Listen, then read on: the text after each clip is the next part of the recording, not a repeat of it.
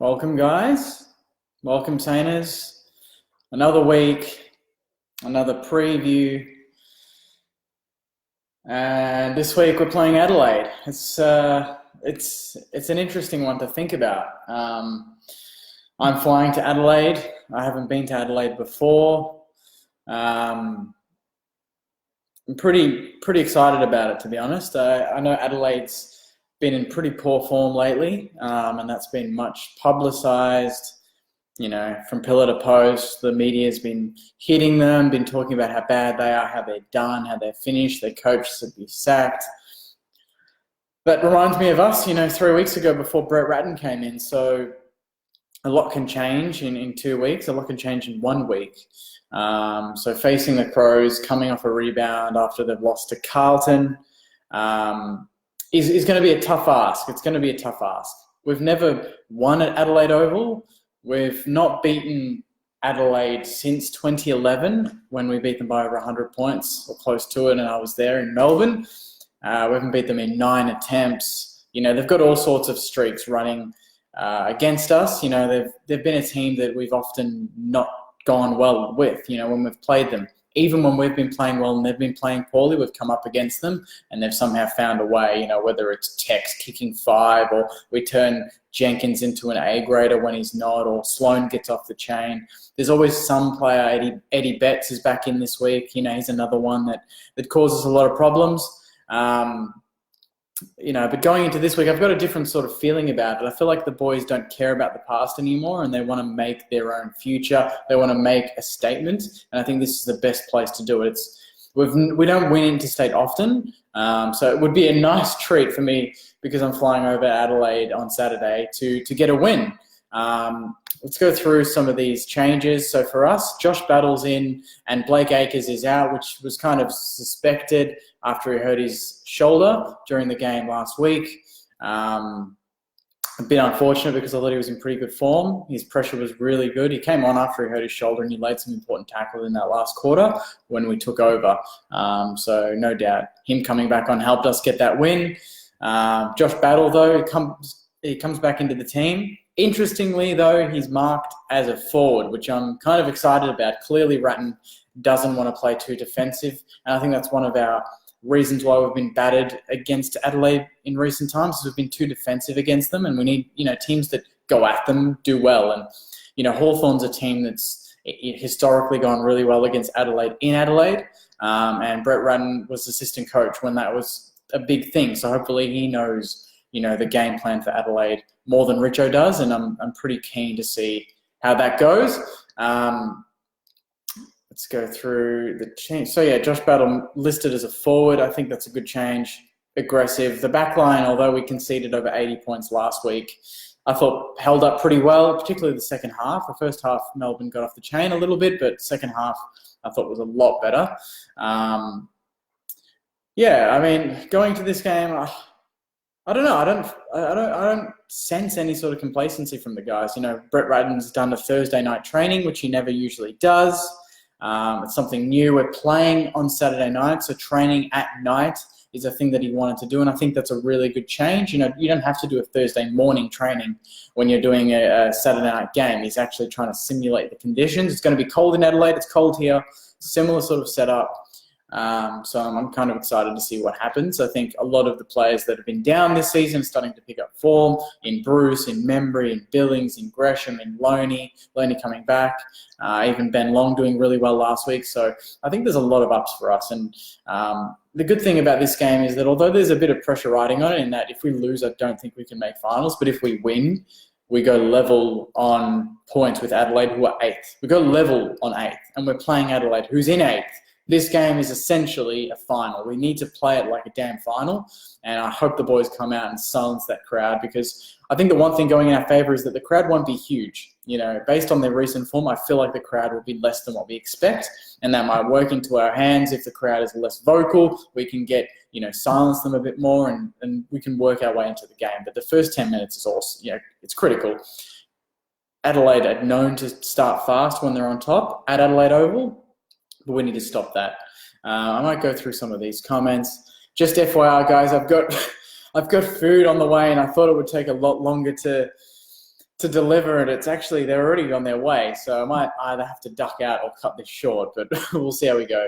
I might go through some of these comments as well, just to keep the things rolling. Minnie says Stephen won't play again. It's pretty obvious. I think so. I think Stephen's gone. From certain whispers that I've heard, I think he will nominate Geelong at the end of the season. He's just not going to play much this season. He's going to wait until postseason to do all that stuff. He won't, do anything now to throw the team out of whack. But yeah, I'm pretty confident that he'll be gone next season, and he won't be playing for us, which is obviously shit news, but it's something that just has to happen if we want to move on. I think players like him might need to go, and if we can get a good player in return, then I'm all for it. Tanya says, we got this. Luke says, if we beat Adelaide and Western Bulldogs lose, we become equal 8th. Bloody exciting. It's amazing that after the season we've had that we're in a position where we can win in round 20 and be equal 8th. That shows the depth that we're starting to develop. Is Blake Acres injured? Yes, it's a shoulder. He landed on it. He had it strapped anyway last week, but you would see in the replay or if you watched it at the game, he landed on it pretty late in the last quarter and hurt it and went off for a little bit. Came back on, but obviously his shoulder just hasn't pulled up. Dunstan playing out of his skin. I agree with that. I think Dunstan's a big player that would want to step up in a game like this. So I'm kind of excited to see how he goes with Jack Steele there as well to tackle any midfielder that he might tag, whether it's Sloan or I don't think it'll be Sloan, but one of the Crouch brothers would be a big one. Michael said, had a giggle with Rowan Marshall's interview on 9 when he let the F-bomb off, but classic Marshall just kind of, moves on. I just love that he's that honest and that he just said it and moved on, but it was funny to watch. Blake says, totally agree. We need to play the whole game like a final, not just patches in 4 quarters. Agreed. This is a final for us. It is almost a final for Adelaide too because they've got a hard run. But the beauty of it is that all the teams around us play each other. Once we get past Adelaide, it opens up. We play North. Who do we play? We play Carlton. We play Fremantle. We play Sydney. There's 3 teams there that are outside the 8. 3 teams that we've beaten Carlton already. We haven't played Sydney yet. And we should have beaten Fremantle last time we played them in Perth, but we let them get 5 goals up and we let us by a point or something like that, 5 points. So this time around, Carlton at the G, Freo in Melbourne, Sydney in Sydney, but Sydney in Sydney is not as hard as what it used to be, so it could be a big one for us. Adelaide looks slow on the outside, and I reckon we're a big chance if we can run. I 100% agree. I think Adelaide are very similar to Melbourne in that they've got a strong inside game, but when the ball comes out, they can be got out. I think that we did that against Melbourne and it worked late. I think we should do it again against Adelaide. I think that even if they get the ball on the inside, if they get it out and we're there, I think we can have the numbers to run, open up the ground. Adelaide Oval's a big ground. Let's chip it around. We're using more of our kicking, chipping game now under Ratton.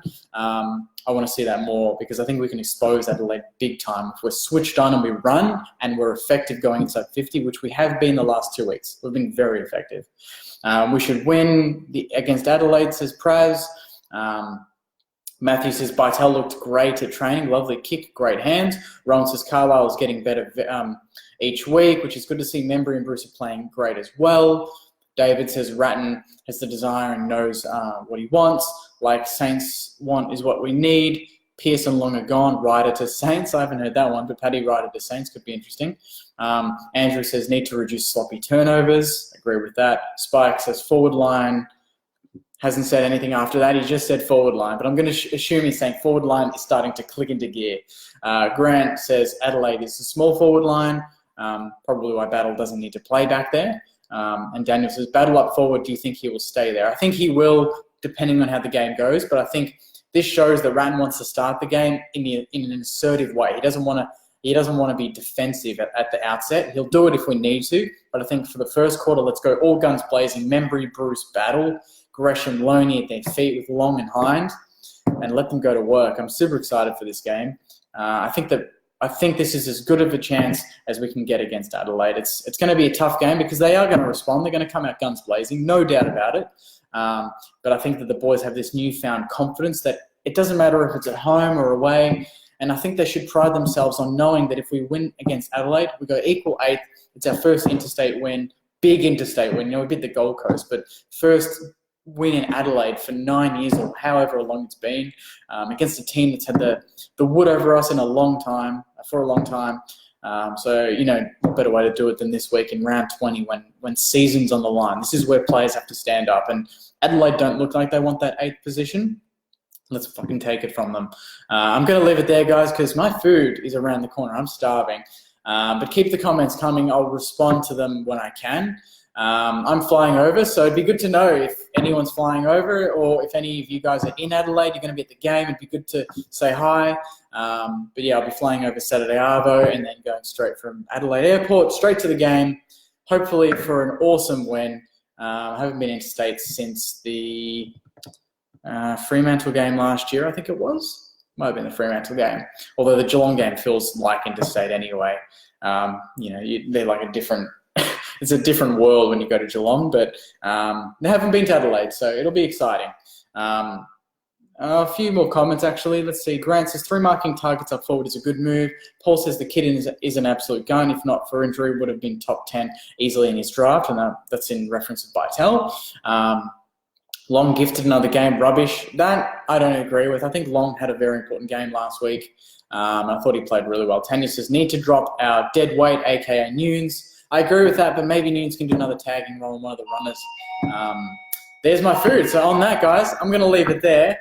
Go Saints. Keep the comments coming, and I'll respond when I can. And hopefully after the game on Saturday night, I'll be smiley like this and singing the song. Go Saints.